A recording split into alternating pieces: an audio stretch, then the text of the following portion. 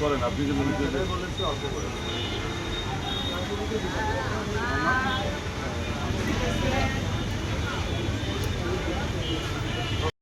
আপনার এটার মেয়াদ আছে 11/26 পর্যন্ত। আচ্ছা, এরপরে এটার মেয়াদ আছে 8/27 পর্যন্ত, 27 সালের 8 মাস। এটার মেয়াদ দেখুন চলে গেছে ফেব্রুয়ারি মাসে, 26 সালের ফেব্রুয়ারি মাসে। এখন তো এখনো রয়েছে।